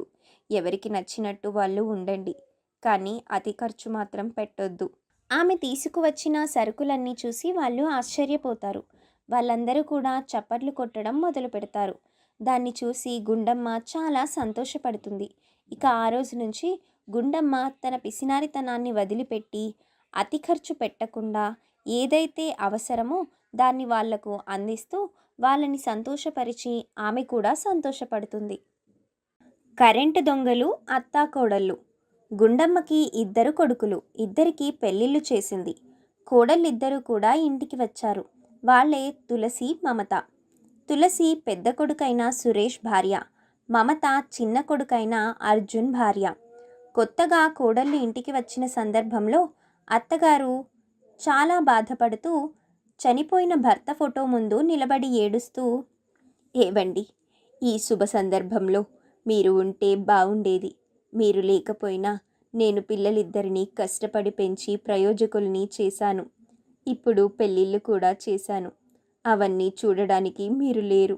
అంతే బాధ అంటూ చాలా బాధపడుతూ ఉండగా దాన్ని గమనించిన కోడళ్ళిద్దరూ కూడా, అత్తయ్య, మీరేం బాధపడకండి అత్తయ్య, ఇది సంతోషపడాల్సిన సమయం కదా అంటూ ఓదారుస్తూ ఉంటారు కోడళ్ళు. కోడలు మాటలు విని సంతోషపడుతుంది అత్తయ్య. కొత్త కోడళ్ళిద్దరూ అత్తగారికి కొంచెం కూడా శ్రమ కలగకుండా బంగారంలా చూసుకుంటూ ఉంటారు. అలా రోజులు గడుస్తూ ఉండగా ఒకరోజు తులసి ఇల్లు శుభ్రం చేస్తూ, మమత, నీ గదిలో ఫ్యాన్ అలాగే తిరుగుతుంది. టీవీని ఎవరు చూస్తున్నారని టీవీని అలాగే ఆన్ చేసి పెట్టారు. బాత్రూంలో లైట్లు వెలుగుతూనే ఉన్నాయి. వంటగదిలో లైట్లు వెలుగుతూనే ఉన్నాయి. ఇలా అయితే కరెంటు బిల్లు ఎక్కువ అవుతుంది తెలుసా? నేనిందాకే అన్నీ ఆర్పేశానక్క, మళ్ళీ ఎవరు వేశారో నాకు తెలియదు అని ఆ విషయం గురించి ఇద్దరు గొడవ పడుతూ ఉండగా అత్తగారు, కోడళ్ళు, మీరు గొడవ పడాల్సిన అవసరమేమీ లేదు. అసలు మనకి ఎంత కరెంటు వాడినా కూడా ₹1 కూడా మన కరెంటు బిల్లులోకి రాదు. ఆ మాట విని వాళ్ళిద్దరూ కూడా ఆశ్చర్యపోతారు. అదెలా అని అడుగుతారు. అత్తగారు వాళ్ళని దగ్గరకు పిలిచి, అది పెద్ద సీక్రెట్, మీరు ఎవరితో చెప్పకూడదు. అందుకు వాళ్ళు సరే అని అంటారు. అత్తగారు వాళ్ళిద్దరినీ నాతో పాటు రండి అంటూ ఇంటి వెనకాల బాల్కనీ వైపు తీసుకువెళ్తుంది. అక్కడ పైన సర్వీస్ వైర్ల నుంచి సరాసరి ఇంట్లోకి కరెంటు లాగి ఉండడం చూపిస్తుంది. దాన్ని చూసిన కోడళ్ళు ఆశ్చర్యపోతారు. అత్తయ్య, ఇలా చేయడం చాలా పెద్ద తప్పు అత్తయ్య. కరెంటు బిల్లు తీయడానికి వచ్చినవాడు మీటర్ చెక్ చేస్తే అతనికి అనుమానం రాలేదా? ఆ మీటర్ మీద లైట్ ఎప్పుడు ఫ్యాన్ తిరుగుతూనే ఉంటుంది. దానికి ₹80, ₹70 కరెంటు బిల్లు వస్తుంది అంతే. అందుకే అతను దాని గురించి ఎప్పుడూ అడగలేదు. ఇందులో తప్పేమీ లేదు, మనం ఆదా చేస్తున్నాం అంతే. అందుకు మమత, చాలా మంచి పని అత్తయ్య. నాకు పుట్టింటి నుంచి ఏసీ, పెద్ద డబుల్ డోర్ ఫ్రిడ్జ్ అన్నీ పంపిస్తా అన్నారు. నేను ఎందుకులే వాటి వల్ల కరెంటు బిల్లు ఎక్కువ వస్తుందని వద్దు అన్నాను. ఇప్పుడు మాత్రం కావాలి అని అన్నీ తెప్పించుకుంటాను. అందుకు అత్తగారు గుండమ్మ, ఇప్పుడు ఏం కావాలన్నా తెచ్చుకో అంటూ తులసి వైపు చూసి, తులసి, నువ్వు కూడా మీ పుట్టింటి వాళ్ళు ఏదైనా ఇస్తానంటే తెచ్చుకో. తులసి సరే అన్నట్టుగా అక్కడి నుంచి వెళ్ళిపోతుంది. ఆ రోజు రాత్రి తన గదిలో ఏదో ఆలోచిస్తూ ఉండగా ఇంతలో సురేష్ అక్కడికి వస్తాడు. సురేష్ తులసిని చూసి, ఏమైంది తులసి? ఏదో ఆలోచిస్తున్నావు? ఏవండి, మా అమ్మా నాన్న నాకు చాలా మంచి బుద్ధులు నేర్పించి పెంచారు. ఒకరికి నష్టం కలిగించే పని చేయొద్దు, దొంగిలించవద్దు, నిజాయితీ తప్పొద్దు అని. అవన్నీ మంచి మాటలే కదా, ఇప్పుడు అవన్నీ నాకెందుకు చెప్తున్నావు? ఎందుకంటే అవి మీరు పాటించట్లేదు కాబట్టి. ఏంటి ఈ డొంక తిరుగుడు మాటలు? ఇందులో డొంక తిరుగుడు మాటలేమీ లేవు. మనం అక్రమంగా ప్రభుత్వ సొమ్ముని దొంగిలిస్తున్నాము. ఎలా అంటే నెలల కరెంటు బిల్లు చెల్లించకుండా. ఓస్ ఇంతేనా? అలా అనుకుంటే ప్రభుత్వం వల్ల చాలామంది నష్టపోతున్నారు. దాని గురించి ఏమంటావు? అదంతా నాకు తెలీదు. మన బాధ్యత ప్రకారం మనం ఉండాలి. రేపటికి రేపే మీరు ఇంటికి మీటర్ మీ పేరు మీద బిగించండి. లేకపోతే నేను నా పేరు మీద మీటర్ తెచ్చుకుంటాను. వద్దులే, పంపుతో మాట్లాడి కొత్త మీటర్ బిగించేలా చేస్తాను అని అంటాడు. ఆ రోజు గడిచిపోతుంది. ఆ మరుసటి రోజు సురేష్ అదే విషయాన్ని తల్లితో మాట్లాడతాడు. తల్లి అందుకు ఏమాత్రం ఒప్పుకోదు. కావాలంటే మీ పేరు మీద తెచ్చుకొని సపరేట్గా వాడుకోండి, ఆ బిల్లు మీరే కట్టుకోండి, మేం మాత్రం ఇలాగే వాడుకుంటాము, అవసరమైతే దీనిని 2 పోర్షన్లుగా చేసి పడేస్తాను అని అంటుంది. అందుకు మమత కూడా, అవును, అవసరమైతే 2 పోర్షన్స్గా మార్చేయండి అత్తయ్య. ఇంతలో ఆమె భర్త వచ్చి, మమత, నువ్వు నోరు మూసుకొనుండు. అమ్మా, వదిన చెప్పిన దాంట్లో తప్పేమీ లేదు. అన్నయ్య, ఇంటికి అమ్మాయి పెద్దది కాబట్టి అమ్మ పేరు మీద మీటర్ తీసుకుందాము, లేదా ఉన్నదాన్నే నిజాయితీగా వాడదాం. సరే అయితే, ఉన్నదాన్నే నిజాయితీగా వాడదాం అని వాళ్ళిద్దరూ అనుకుని బాల్కనీలో ఉన్న వైర్లను పీకి పడేస్తారు. వాటిని మిగిలిన వాటితో కనెక్ట్ చేసుకుంటారు. ఇక అప్పటి నుంచి కరెంటు మామూలుగానే అందుతూ ఉంటుంది. సరిగ్గా నెల రోజులు గడిచిన తర్వాత కరెంటు బిల్లు వస్తే అత్తగారు దాన్ని చూసి, రండి, ఒకసారి అందరూ ఇలా రండి, కరెంటు బిల్లు 3,000 రూపాయలు వచ్చింది, ఇలా అయితే నాకు పింఛన్ రాదమ్మా అంటూ పెద్ద పెద్దగా కేకలు వేస్తుంది. దాన్ని అందరూ చూస్తూ ఉంటారు. అప్పుడు మమత, పాపం, వచ్చే పింఛన్ చెడగొట్టడానికే చూస్తున్నారా? ఎందుకలాగా? అయితే ఇంకా ఏసీ, ఫ్రిడ్జ్, వాషింగ్ మిషన్ వాడటం మానేయండి. ఇంట్లో 3 ఆడవాళ్ళు ఉన్నారు కదా, తలా ఒక పని చేస్తే సరిపోతుంది. కరెంటు బిల్లు కూడా తగ్గుతుంది, మీకు కూడా ఆరోగ్యంగా ఉంటుంది. ఇక అందరూ అదే పని చేయండి అని చెప్పి అక్కడి నుండి సురేష్ వెళ్ళిపోతాడు. ఒరేయ్ చిన్నోడా, నువ్వైనా ఏమైనా చెప్పరా? అన్నయ్య చెప్పిన తర్వాత నేనేం చెప్తానమ్మా, అందరూ అదే చెయ్యండి అని అతను కూడా చెప్పి వెళ్ళిపోతాడు. ఇక ఆ రోజు నుంచి అందరూ బట్టలు ఉతకడం, అంట్లు శుభ్రం చేసుకోవడం, పిండి రుబ్బడం, ఇలాంటి పనులన్నీ కూడా వాళ్ళకు వాళ్ళే చేసుకుంటూ ఉంటారు. ఇక పనులన్నీ అయిపోయిన తర్వాత మమత అత్తగారితో, అత్తయ్య, ఈ తులసితో పెట్టుకుంటే ఇలానే ఉంటుంది, మనం ఇలా పనులు చేయలేము, కానీ నా మాట వినండి.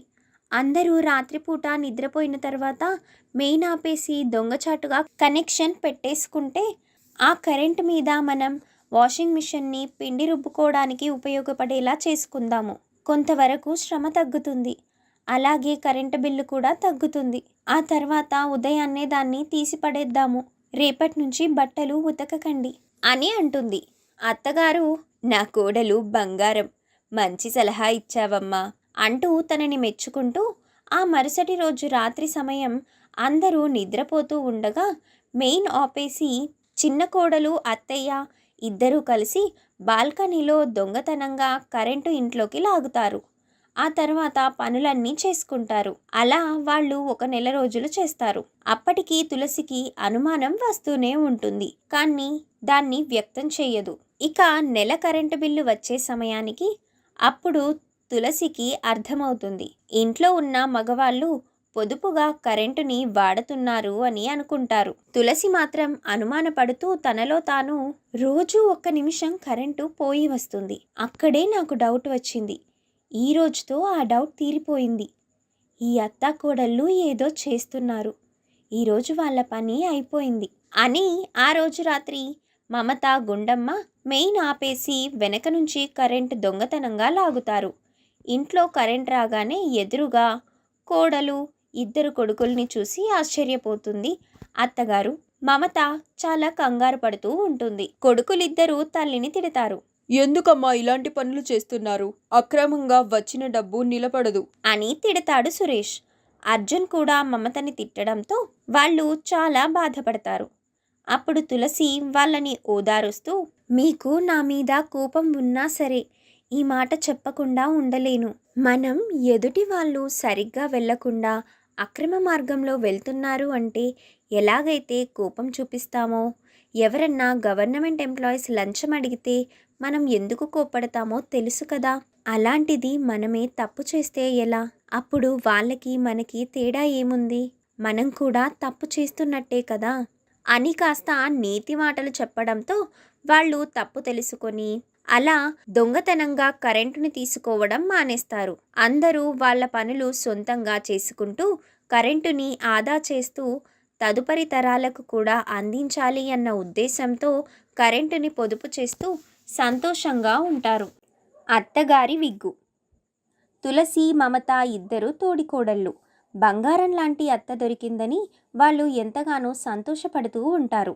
కానీ వాళ్లకు ఒక్కటే బాధ ఏంటంటే అత్తగారికి చాలా అందమైన పొడవైన జుట్టు ఉంటుంది కానీ వాళ్లకు లేదు అని.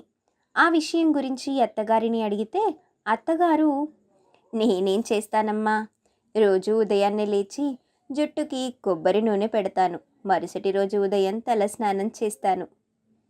మేం కూడా రోజు అలాగే చేస్తున్నాం కానీ మా జుట్టంతా ఊడిపోతుంది, పెరగడం లేదత్తయ్యా, మీరు ఇంకో సీక్రెట్ ఏదో దాచిపెడుతున్నారు అంటూ జుట్టు మీద చెయ్యి వేయబోతుండగా, ఇదిగా అమ్మాయిలు, జుట్టు మీద చెయ్యి పెట్టకండి, నాకు అస్సలు నచ్చదు అంటూ చిరాగ్గా వాళ్ళని కసురుకొని కోపంగా లోపలికి వెళ్ళిపోతుంది. తోడికోడళ్ళిద్దరూ కూడా ఒకరినొకరు చూసుకొని, ఇప్పుడు మనం ఏం చేశామని అంత కోపంగా వెళ్ళిపోయింది? నాకెందుకో అత్తగారు ఏదో రహస్యం దాచిపెడుతుందని అనిపిస్తుంది. అవునక్క, నాకు కూడా అదే అనిపిస్తుంది. అసలు ఒకరోజు ఈవిడ ఏం చేస్తుందో మొత్తం కనిపెట్టాలి అని ఇద్దరూ అనుకుంటారు. ఒకరోజు మమత ఇల్లు శుభ్రం చేస్తూ ఉండగా అత్తగారి రూమ్లో మంచం కింద ఒక విగ్గు కనబడుతుంది.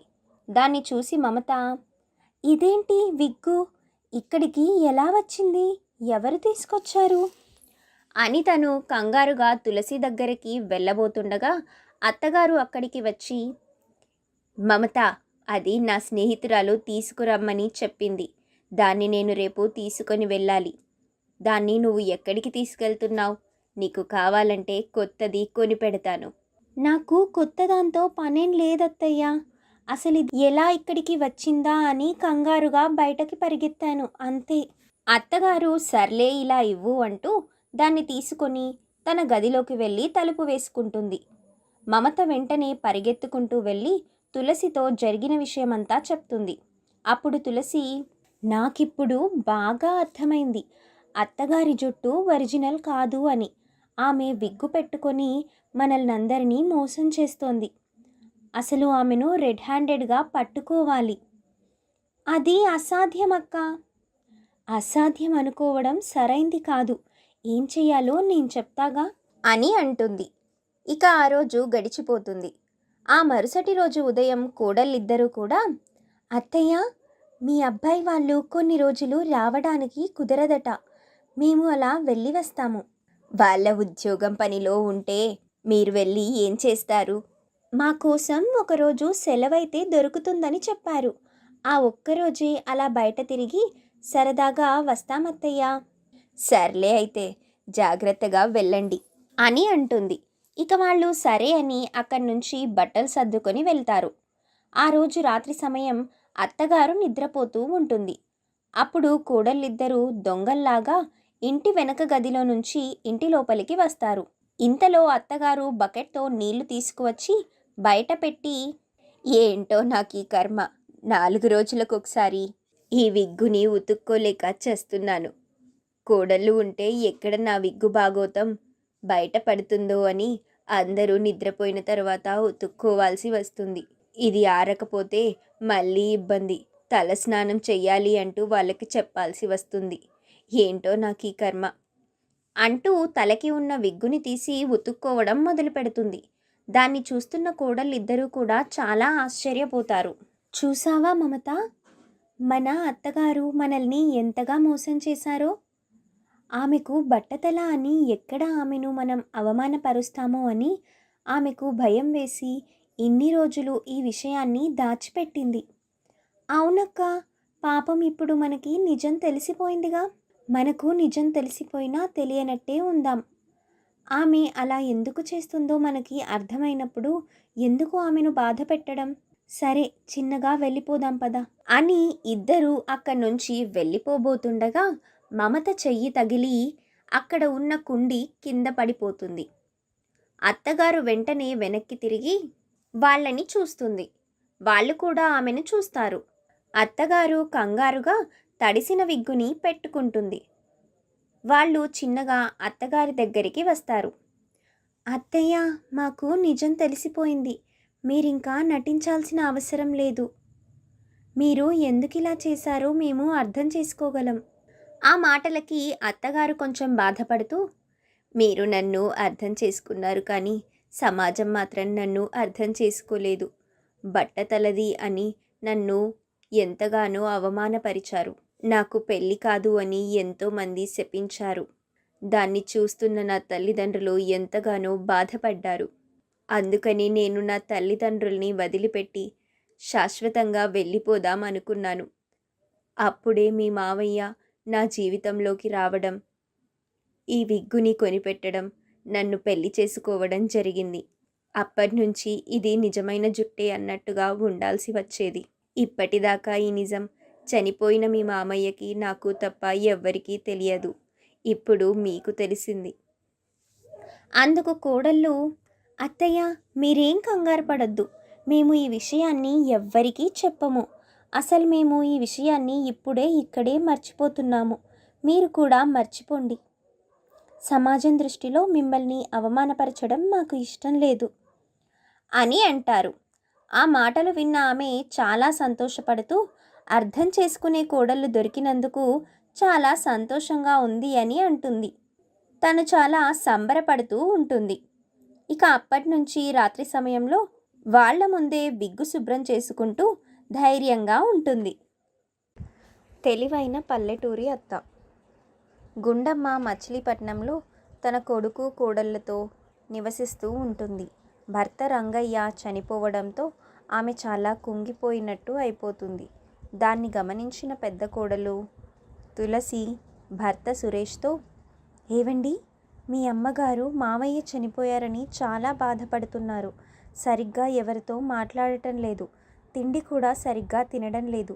పైగా ఆమె నాకు ఇక్కడ ఉండడం ఇష్టం లేదేమో.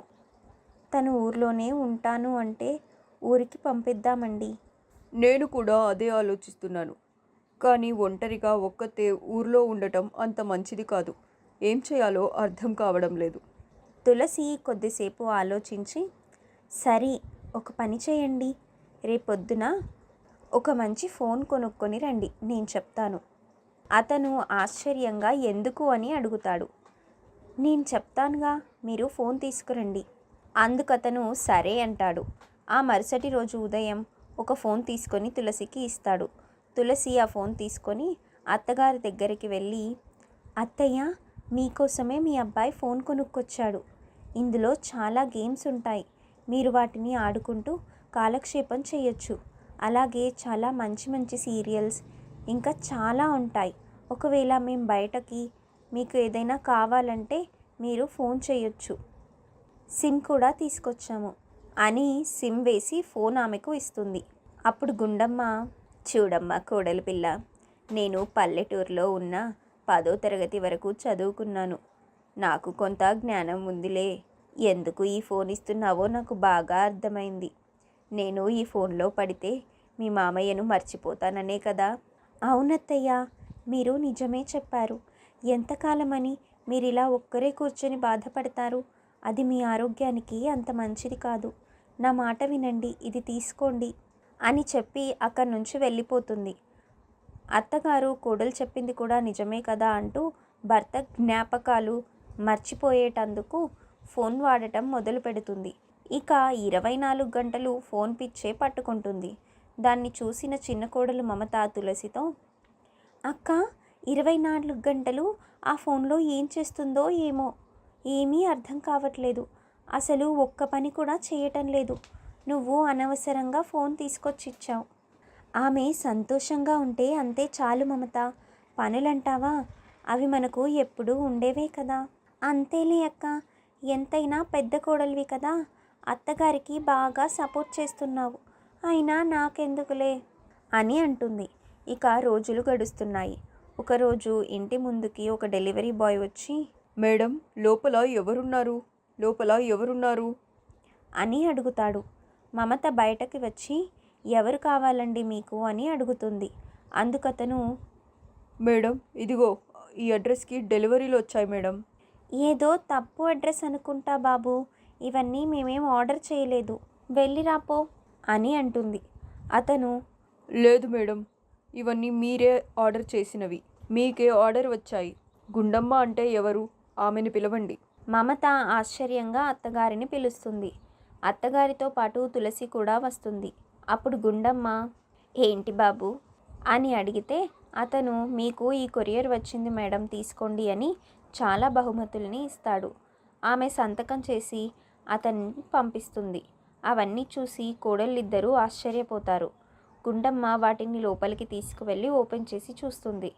అందులో అన్ని పట్టు చీరలు ఉంటాయి. వాటిలో 2 చీరలు తీసుకొని, అమ్మా తులసి, ఈ 2 నీకు చాలా బాగుంటాయి, తీసుకో అని తులసికి ఇస్తుంది. మరో 2 చీరలు తీసుకొని, అమ్మా మమత, ఇవి నీకు చాలా బాగుంటాయి, తీసుకో, ఈ 2 నేను తీసుకుంటాను అని అంటుంది. కోడళ్ళు ఆశ్చర్యంగా చూస్తూ ఉంటారు. మమత ఉండబట్టలేక, అసలేంటిదంతా, నాకేమీ అర్థం కావడం లేదు. ఏముందమ్మా, ఇంట్లో నేను ఖాళీగా ఫోన్ వాడుకుంటున్నానని నువ్వు అనుకుంటున్నావు కదా. నేను ఖాళీగా ఏం లేనమ్మా, ఆన్లైన్లో శారీస్ బిజినెస్ చేస్తున్నాను. అన్నీ ఆన్లైన్లోనే జరుగుతాయి. నా జీతం 30,000. టార్గెట్ కనుక రీచ్ అయితే బోనస్గా ఇలా బహుమతుల్ని పంపిస్తారు అని చెప్తుంది. ఆ మాటలు విని మమత చాలా ఆశ్చర్యపోయి మనసులో, పల్లెటూరితే కానీ మా అత్త చాలా తెలివైంది అని అనుకుంటుంది. అప్పుడు గుండమ్మ, తులసి, నేను డబ్బులు సంపాదించడానికి నువ్వే కారణం. నువ్వు నాకు ఫోన్ ఇవ్వకపోతే నేను బాగా కుంగిపోయేదాన్ని. నేను ఆ ఫోన్ని చెడుకి కాకుండా మంచికే వాడుతున్నాను. ఇదిగో నా జీతం 30,000. ఇందాక ఏటీఎంలో డ్రా చేసుకొని తీసుకొచ్చాను. నా మొదటి జీతం నీకే ఇవ్వాలి అనుకున్నాను. ఎందుకంటే ఈ డబ్బు సంపాదించడానికి కారణం నువ్వే కాబట్టి. ఆ మాట వినగానే తులసి కళ్ళల్లో నీళ్లు తిరుగుతాయి. అత్తయ్య, మీ డబ్బులు మా డబ్బులు అని ఏముంది చెప్పండి. మన డబ్బు, ఇంటికి పెద్దవాళ్ళు. ఈ డబ్బు మీ దగ్గర ఉండటమే మంచిది. ఏదైనా అవసరం ఉంటే నేనే మీ దగ్గర నుండి తీసుకుంటాను అని డబ్బుని తిరిగి ఇచ్చేస్తుంది. అలాగే మాకు కూడా ఆన్లైన్ బిజినెస్ గురించి చెప్పండి అత్తయ్య అని ఇద్దరూ అడుగుతారు. వాళ్ళకి కూడా ఆన్లైన్ శారీస్ బిజినెస్ గురించి చెప్తుంది. వాళ్ళు కూడా ఇంట్లో పనులన్నీ పూర్తి చేసుకొని ఖాళీ టైంలో బిజినెస్ చేసుకుంటూ డబ్బుని సంపాదిస్తారు. ఆ సంపాదించిన డబ్బుని కుటుంబ ఖర్చులకి వాడతారు. భార్యలు ఇంటికి ఖర్చులను కూడా డబ్బు అడగకపోవడంతో అనుమానం వచ్చిన భర్తలు ఏంటి విషయమని అడిగితే జరిగిన విషయమంతా చెబుతారు. అది విని, నిజంగా మా అమ్మ చాలా తెలివైంది కదా అంటూ తల్లిని మెచ్చుకుంటారు. అందుకు కోడళ్ళు అవునండి అని అంటారు. మీ అమ్మగారు పల్లెటూరామైనా చాలా మంచి తెలివితేటలు గలది. అందుకే తన ఆలోచనలతో మమ్మల్ని కూడా ఆలోచింపచేసేలాగా చేసింది. ఇలాంటి తెలివైన అత్తగారు ఉంటే ఆ కుటుంబం చాలా ముందుకు వెళ్తుంది, మన కుటుంబంలాగే. అప్పుడు వాళ్ళు కొంచెం ఆశ్చర్యంగా వాళ్ళ వైపు చూస్తూ ఉంటారు. తులసి, అవునండి, మన కుటుంబం చాలా ముందుకు వెళ్ళబోతుంది. వాళ్ళు సరే అని అంటారు. ఆ మరుసటి రోజు ఉదయం సురేష్ అర్జున్లను వాళ్ళు ఒక చోటుకి తీసుకెళ్తారు. అది ఒక పెద్ద చీరల దుకాణం. దాన్ని చూసి అర్జున్, వదినా, మేము చీరలు కొనిపెట్టడం లేదని, మీ డబ్బుతో మీరే ఇలా కొంటారు, మేము చూస్తాము అని తీసుకొచ్చారా ఏంటి? మనం వాటిని కొనాల్సిన అవసరం లేదు అర్జున్, ఎందుకంటే ఈ షాప్ మనదే. మేము ఈ 3 నెలలు సంపాదించిన డబ్బుతో ఈ షాప్ని ఓపెన్ చేశాము. ఇందులో మా ముగ్గురి కష్టం ఉంది. ఈ బిజినెస్ అంతా ఆన్లైన్ బిజినెస్, అలాగే ఆఫ్లైన్లో కూడా జరుగుతుంది. దానిని విని వాళ్ళు చాలా సంతోషపడతారు మా అమ్మ ఆలోచన భలే ఉంది. అంటూ తల్లిని మెచ్చుకుంటారు. అలాగే వాళ్ళు కష్టపడి పనిచేసినందుకు వాళ్ళ భర్తలు వాళ్ళని పొగుడుతారు. అర్జున్, సురేష్ ఇద్దరూ కూడా ఆ షాప్ మొత్తం తిరిగి చాలా బాగుంది. అంటూ సంతోషపడతారు. అలా పల్లెటూరి అత్త ఆలోచనలతో చాలా ముందుకు సాగిపోతారు ఆ కోడళ్ళిద్దరూ.